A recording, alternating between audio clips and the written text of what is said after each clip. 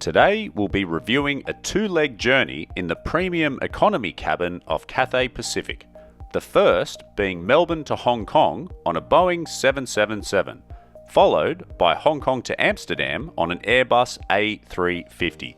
This will be an important differentiation throughout the review, with the second leg of the flight being far superior to the first in terms of comfort, entertainment, and the inclusions. In between was a long 18-hour stopover in Hong Kong.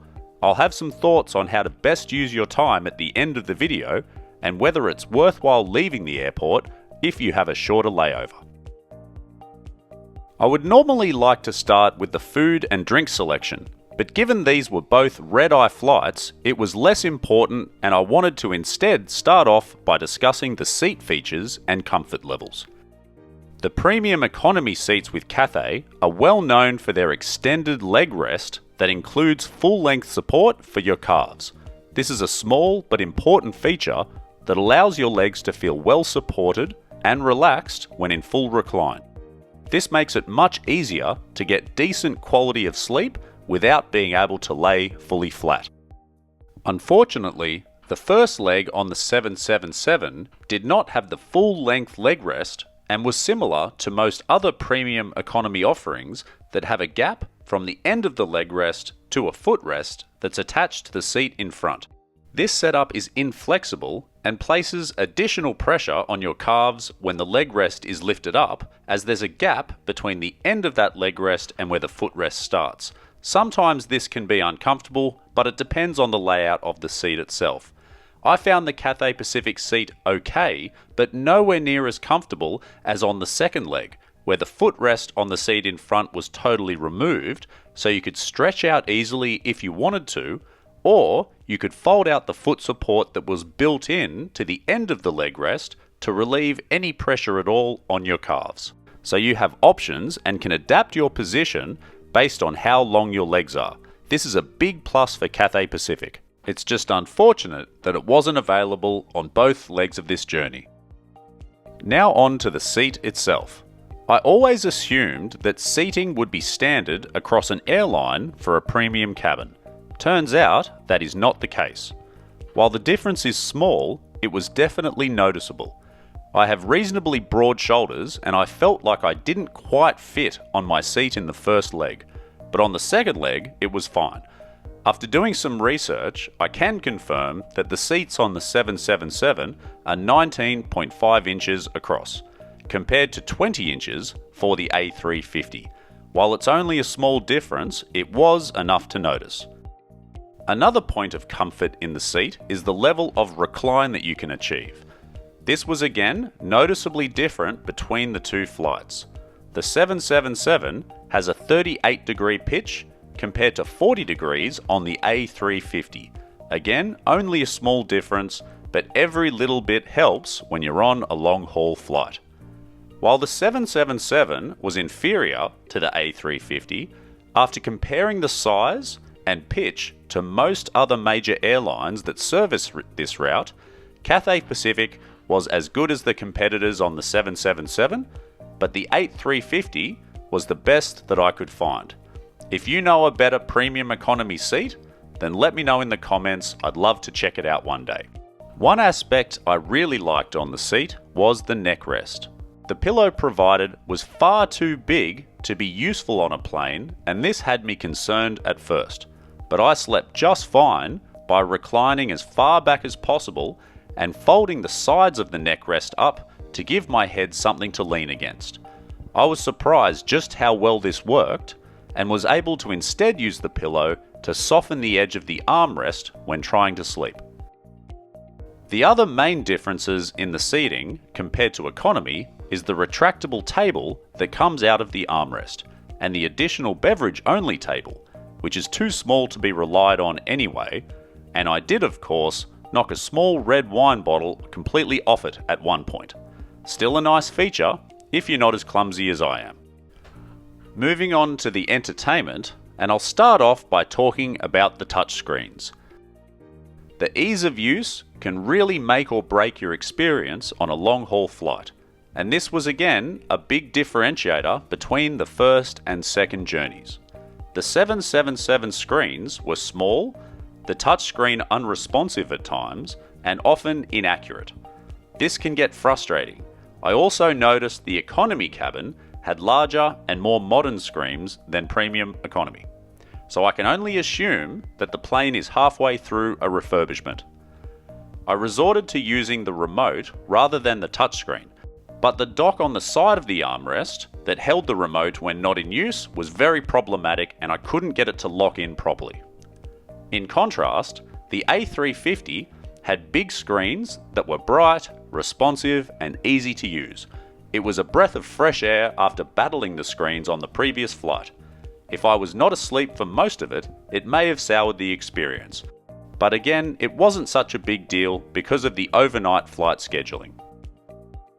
One of my favourite things about long-haul flying is being totally disconnected from the world and having a big chunk of time to discover movies that I would otherwise never watch. I usually run out of time to watch everything on my list, but unfortunately, I struggled to find anything to watch at all.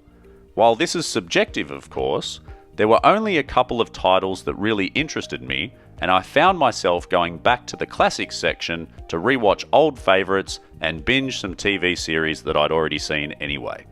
While I'm only looking to pass the time in an interesting way, some airlines really knock this aspect out of the park. Cathay Pacific did not on this occasion, which can make the 20 plus hours of flying time a bit of a drag. However, maybe it was just a bad month, with the selection changing frequently anyway. The noise-cancelling headphones provided were comfortable and decent quality.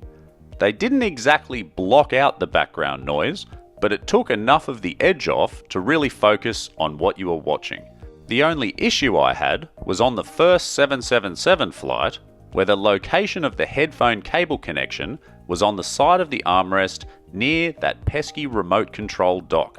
This caused me to bump into it periodically, and every time I did, it caused a loud screeching sound that was a little unpleasant. Now moving on to the inclusions. The first flight did not include a comfort pack, which I thought was strange given it was an overnight flight. An eye mask and earplugs on a red-eye flight is a minimum requirement in all classes on a full-service flight most of the time, so I thought this was a little disappointing. On the second flight out of Hong Kong, we did get a comfort pack, complete with eye mask, toothbrush, earplugs, and there was even an extra pocket in the armrest to store it. I remained puzzled why we only had this on one flight and not the other. I would have loved to have brushed my teeth on arrival at Hong Kong at 6 AM before heading out to explore for the day. Finally, we get to the food and drink selection. I'm always excited to eat on a plane, and the menu looked really enticing. Fish is always a gamble on a flight, but the barramundi was pretty good, and the tub of ice cream to follow a welcome treat.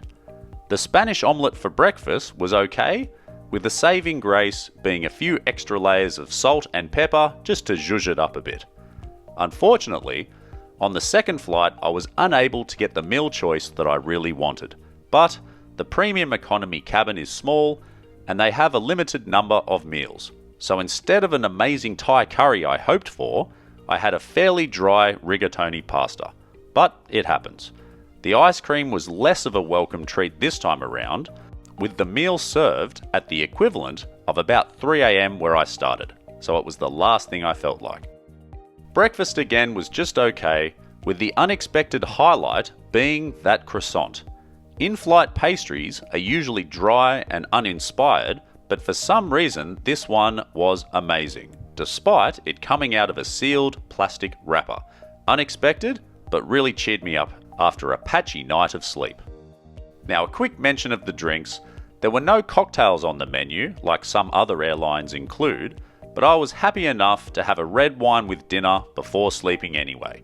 Again, the scheduling of the flight made this less of an issue, but if I was flying during the day, a bit more variety and something interesting to drink might have been a good way to mix up the routine. When flying with Cathay Pacific, you're inevitably going to have to transfer in Hong Kong. Now both of these were overnight flights with a long layover in between, and when I first booked this, I thought, great, I can spend the day exploring Hong Kong and wear myself out before the second leg of the journey, leading to a reasonable amount of sleep in transit. What I didn't consider is that flying in July means hot and humid temperatures, which can be very draining when already sleep deprived, and you are going to sweat relentlessly all day when trying to explore. So I don't recommend choosing that kind of schedule unless you have a hotel reservation somewhere so you can rest for a few hours and shower in between sightseeing. On the plus side, even if you have a shorter layover, the train will have you in the city in under 25 minutes from the airport terminal. So even if you only have 4 to 5 hours, you could still check out the waterfront area near Central, have a nice meal, and be back for your flight with time to spare. There's also plenty of attractions within walking distance of that area, or a short metro ride away if you have a bit longer and want to check out some of the shopping districts. The big caveat to this is that the hot weather will mean a lot of sweating, as I mentioned earlier. Hong Kong Airport does have public shower facilities in the arrivals area, but not departures, and the last thing you want to do is board a 14-hour flight feeling sweaty and gross. I didn't know this ahead of time and had to take matters into my own hands by giving myself an improvised shower in the bathroom cubicle. This took some balancing and a few plastic bottles to fill up with water, but it was totally worth it. The moral of the story: get yourself a hotel room, or at least have access to one of the airport lounges so you can shower in comfort.